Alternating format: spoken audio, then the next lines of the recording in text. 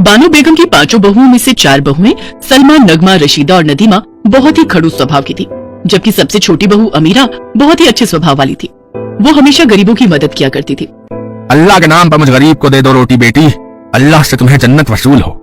जाओ जाओ बूढ़े मियाँ, अभी तुम्हें दे दिया तो कोई दूसरा मांगने आ जाएगा।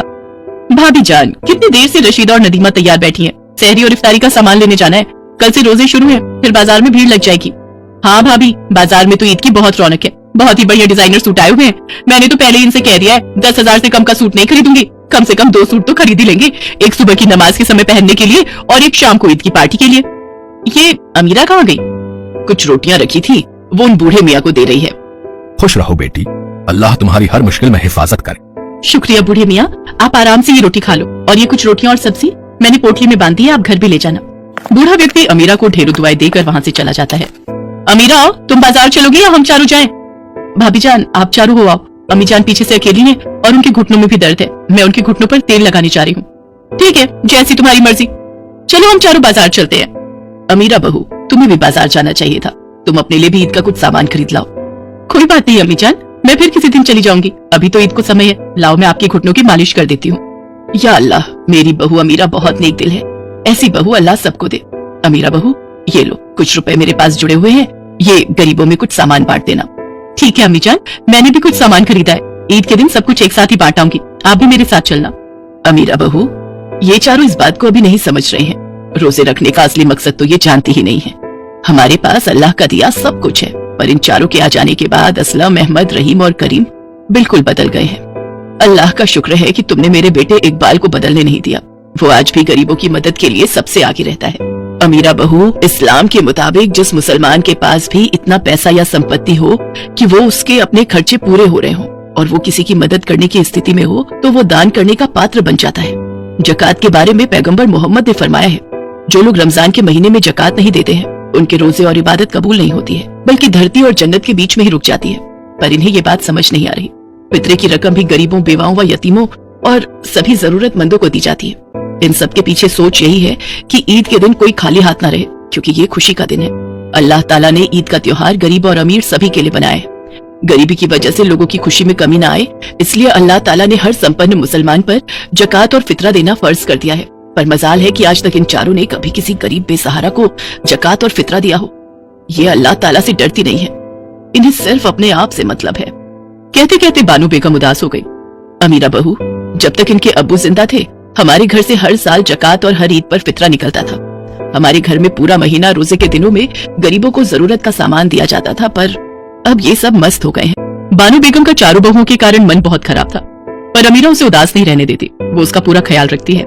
रोजाना रोजे के दिनों में अमीरा जल्दी उठ जाती और सबके उठने से पहले सहरी का सामान बनाकर तैयार कर देती और पूरे परिवार को खिलाती। पर कभी भी सलमा, नगमा, रशीदा और नदीमा समय पर नहीं उठती थी। वो तो तब उठकर आती जब सारा खाने पीने का सामान अमीरा बना चुकी होती थी। पर अमीरा ने कभी भी किसी से कुछ नहीं कहा, वो खुशी खुशी अपना फर्ज निभाती थी। रोजे के दिनों में अमीरा अपने शौहर इकबाल के साथ रोजाना अनाथ बच्चों, बूढ़ों और बेसहारा लोगों को ढेर सारा सामान बांट कर आती थी। गरीब और अनाथ, बेसहारा, मजबूर सब अमीरा और इकबाल को ढेरों दुआएं देते थे। सुनो जी, ये क्या चल रहा है? घर में जब देखो अमीरा और इकबाल घर के पैसों को मुफ्त में ही बांटते रहते हैं, ऐसे कैसे काम चलेगा? भाभी जान सही कह रही हैं, हम फालतू के खर्चे करते रहेंगे तो अपने लिए कब जोड़ेंगे? इकबाल बस बहुत हो गया, ये रोजाना तुम इतना सामान गरीबों में बांट आते हो। अरे कुछ तो सोचा करो, ऐसे तो फालतू खर्चे और बढ़ते जाएंगे। असलम, तेरा दिमाग खराब हो गया है क्या? अरे अल्लाह ताला ने हमें इतना कुछ दिया है, अगर थोड़ा बहुत अमीरा और इकबाल रोजे के दिनों में गरीबों को बांट भी देंगे तो कोई कमी नहीं आ जाएगी, बल्कि बरकत ही पड़ेगी। तुम्हारे अब्बा हुजूर ऐसे नहीं थे जैसे अब तुम चारों बन चुके हो। आज हमारे पास जो भी कुछ है सब अल्लाह की रहमत से है, इसलिए अल्लाह का शुक्रिया अदा करो कि उन्होंने तुम्हें ये तोहफा फरमाया है कि तुम किसी बेसहारा और मजबूर की मदद कर सकते हो। बानो बेगम की बात सुनकर असलम के साथ साथ अहमद, रहीम और करीम भी अपने अपने कमरे में चले जाते हैं। सलमा, नगमा, रशीदा और नदीमा भी मुंह बनाकर वहाँ से चली जाती हैं। ईद का दिन आता है, सब लोग ईद के लिए तैयार होते हैं। सलमा, नगमा, रशीदा और नदीमा ने अपने नए नए कपड़े निकाले और पहनकर तैयार हो गई।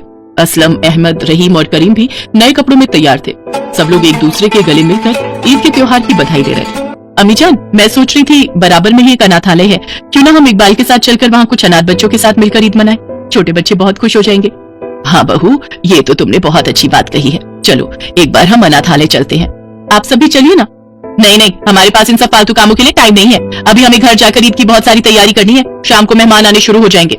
बानू बेगम अमीरा और इकबाल के साथ अनाथालय ईद मनाने के लिए जाती है।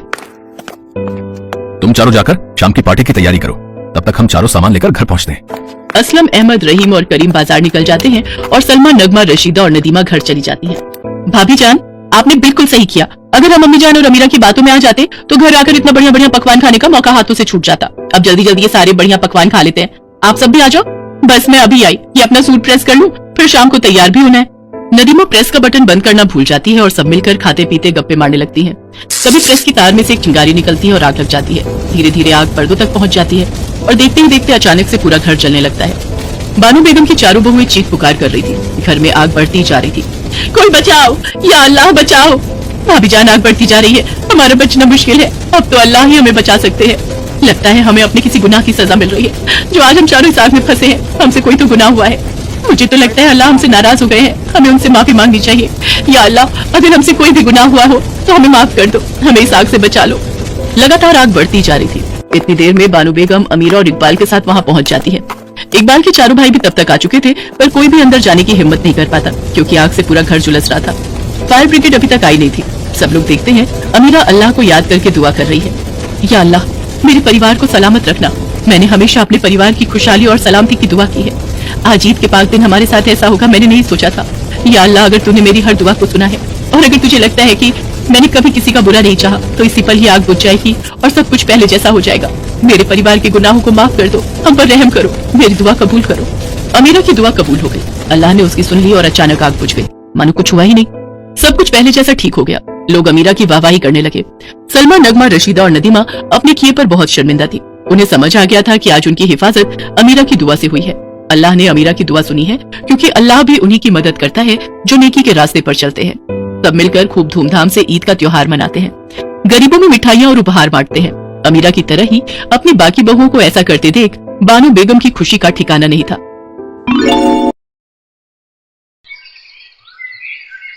कौशल्या देवी के 4 बेटों की शादी पहले ही हो चुकी थी।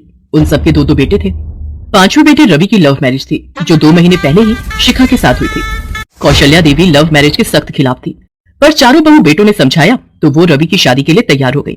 वैसे भी कौशल्या देवी ने पति के देहांत के बाद अपने बच्चों को बड़े लाड प्यार से पाल पोस कर बड़ा किया था और रवि सब भाइयों में छोटा था, इसलिए सबका लाड प्यार उसे मिला और शिखा घर की बहू बनकर आ गई। कौशल्या देवी के घर में कई सालों से केवल लड़के ही पैदा होते आए थे, इसलिए चारों बहुओं को बेटी की बड़ी आस रहती थी। कभी कभी कितना मन करता है हम चारों बहुओं में से किसी एक के घर एक बेटी पैदा होती तो हम बहुओं को बेटी मिल जाती। हाँ भाभी, मैं जब बिट्टू और प्रांशु के कपड़े लेने बाजार जाती हूँ, वहाँ सुंदर सुंदर गर्ल्स की फ्रॉक देखकर मन ललचा जाता है कि काश हमारे घर में भी बेटी होती। चलो कोई नहीं, हम चारों के 2-2 बेटे हो गए, हमारी तो फैमिली पूरी हो गई। अब अगर शिखा की बेटी पैदा हुई तो हम पांचों से ढेर सारा लाड प्यार देंगे। क्या हुआ शिखा, तुम किस सोच में पड़ गई? अब वो मैं कुछ नहीं भाभी, आप सब बातें करो, मैं सबके लिए चाय बनाकर लाती हूँ। शिखा रसोई में जाकर रोने लगती है। तभी रवि भी आ जाता है। शिखा, तुम दोबारा रोने लगी? मैंने तुम्हें कहा ना, सही वक्त आने दो, सब ठीक हो जाएगा। पर रवि, मुझसे ये दुख अब और नहीं सहा जाता। ऐसा क्या दुख था जिसकी वजह सिर्फ रवि और शिखा ही जानते थे? ये तो आने वाला वक्त ही बता सकता था। धीरे धीरे समय बीता और शिखा गर्भवती हुई। शिखा का 7वां महीना चल रहा था। कौशल्या देवी और शिखा की जेठानियां भी छोटी बहू की गोद भराई की रस्म की तैयारियों में लगी हुई थी। अचानक सीढ़ियां उतरते हुए शिखा का पैर फिसल गया और उसे अस्पताल ले जाया गया, पर डॉक्टर बच्चे को नहीं बचा पाए।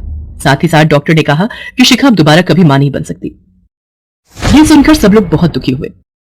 चारों बहुओं के नसीब में भगवान ने बेटों का सुख लिख दिया, पर छोटी बहू के साथ ये कैसी अनहोनी घट गई प्रभु। अब मेरे रवि को औलाद का सुख कभी नसीब नहीं होगा। कौशल्या देवी की बात शिखा सुन लेती है और वो कमरे में जाकर रवि से कहती है, रवि, औलाद के होते हुए मैं बे औलाद कैसे रह सकती हूँ? पिंकी मेरी अपनी बेटी है, मेरा अपना खून। प्लीज मुझे उसे अपने पास लाने दो। मैं अब और उसकी पहचान सबसे नहीं छुपा सकती। मेरी बच्ची मेरे बिना रहती है, माँ भी अब उसको नहीं संभाल सकती। मैं कब तक अपनी बच्ची से छुप छुप कर मिलती रहूंगी? तुम जानते हो मेरी किस्मत में अब माँ बनना नहीं लिखा। मैंने सोचा था मैं सही वक्त देखकर सबको सच बता दूंगी और अपनी बेटी को ले आऊंगी, पर मेरे साथ इतना बड़ा हादसा हो गया। मैं एक बच्चा खो चुकी हूँ, पर अब अपनी बच्ची नहीं खो सकती। शिखा भी रवि से ये बात कही रही थी कि उसकी बड़ी जेठानी सब बातें सुन लेती है। तुम्हारी बेटी? ये सब मैं क्या सुन रही हूँ शिखा, ये कैसा राज है? हाँ भाभी, मैंने आप सबसे और माँ से ये राज छुपाया। आज हमारी बेटी 3 साल की है। भाभी, आपको याद होगा, मेरा एक जिगरी दोस्त दीपक मेरे साथ ही कॉलेज में पढ़ता था। शिखा और दीपक एक दूसरे से बहुत प्यार करते थे। मैं शिखा को पहले से ही पसंद करता था, पर वो मेरे जिगरी दोस्त दीपक को चाहती थी, इसलिए मैंने कभी उससे इस बारे में नहीं कहा। और फिर दीपक और शिखा ने मंदिर में छिपकर शादी कर ली। मैं इस बात को जानता था, पर एक दिन दीपक कार एक्सीडेंट में मारा गया। शिखा मेरे पास आई और उसने सारी सच्चाई मुझे बताई। रवि, मैं मां बनने वाली हूँ। मैं अबॉर्शन भी नहीं करवा सकती क्योंकि मैं और दीपक चाहते थे कि हम इस बच्चे को दुनिया में लाएं। मैं नहीं चाहती कि दीपक की निशानी को मैं मार दूं। मेरी मदद करो रवि, मुझे कुछ समझ नहीं आ रहा। तुम चिंता मत करो शिखा, तुम्हारा बच्चा, मेरे जिगरी दोस्त दीपक का ये बच्चा इस दुनिया में जरूर आएगा। और फिर कुछ महीनों बाद शिखा ने एक बेटी को जन्म दिया। मैंने शिखा को अपनी पत्नी के रूप में स्वीकार किया क्योंकि मेरे पास कोई और रास्ता नहीं था। मैं सही वक्त आने का इंतजार कर रहा था और हमें नहीं पता था कि हमारी किस्मत में इतना बड़ा धोखा जाएगा कि ये बात हमें इन हालातों में बतानी पड़ेगी। हमारी पिंकी अपनी नानी के घर पर है। भाभी, मैं और शिखा चाहते हैं कि पिंकी इस घर में आ जाए, अपने घर में। तू चिंता मत कर रवि, पिंकी की एक मां नहीं बल्कि 5 मां होंगी। हम अपनी बेटी अपनी लक्ष्मी का स्वागत खूब धूमधाम से करेंगे। सब लोग खुश थे। शिखा की चारों जेठानियां पिंकी को देखकर बहुत खुश थीं। वो सब पिंकी को ऐसे प्यार करने लगी मानो ना जाने वो पिंकी को कब से जानती हूँ। सभी के बेटे भी अपनी बहन को देखकर घुल मिल गए और कौशल्या देवी अभी भी मुंह फुलाए बैठी थी। तुम लोग जितना मर्जी कह लो, पर मैं इस लड़की को अपनी पोती कभी नहीं मानूंगी। तुम चिंता मत करो शिखा, हम पांचों मिलकर अपनी बेटी पिंकी को बहुत प्यार देंगे। धीरे धीरे समय बीता और पिंकी भी अपने भाइयों के साथ बड़ी हो गई। पिंकी के सभी भाई नौकरी पर लग गए थे। पिंकी घर में अकेली बेटी थी, इसलिए सब उसे बहुत लाड प्यार करते थे। पिंकी एक सफल डॉक्टर बन गई थी। आज आशीर्वाद देने के लिए उसकी 5 माएं सामने खड़ी थी। मैं कितनी खुशकिस्मत हूँ, मेरे साथ 5 माओं का आशीर्वाद है। पर दादी माँ, कहते कहते पिंकी की आंखों में आंसू आ जाते हैं। उसकी 5 माँ उसे गले लगा लेती हैं और दही शक्कर खिलाकर उसे भेजती हैं। धीरे धीरे पिंकी शहर की एक प्रसिद्ध हार्ट सर्जन बन जाती है। अचानक एक रात कौशल्या देवी के सीने में तेज दर्द हो जाता है और उसे हॉस्पिटल ले जाते हैं। कौशल्या देवी के हार्ट का ऑपरेशन होता है और कुछ दिनों में वो ठीक हो जाती हैं। सभी बहुएं अपने सास के पास बैठी थी। मेहमान देखने आ जा रहे थे। कौशल्या देवी के बेटे और पोते भी वहीं थे। तभी वो बोली, मेरे परिवार में एक अधूरापन है। मेरी पोती कहाँ है? बाकी सब दिखाई दे रहे हैं, पर मेरी पोती, मेरी पिंकी कहाँ है? पिंकी, बेटा मेरे पास आ। अपनी सास को पिंकी को पुकारते देख 5 बहुएं रो पड़ती हैं। सबकी आंखों में खुशी के आंसू आ जाते हैं। पिंकी कमरे में आती है और अपनी दादी माँ के गले लग जाती है। दादी माँ, अब कैसी तबीयत है? मेरी पोती डॉक्टर है। मैं जानती हूँ मेरे दिल का ऑपरेशन तूने ही किया है, फिर मुझे कैसे कुछ हो सकता था। तेरे इलाज से मैं बिल्कुल हट्टी कट्टी हो गई मेरी बच्ची। और फिर उस दिन के बाद सबकी लाडली पिंकी कौशल्या देवी की भी लाडली बन गई।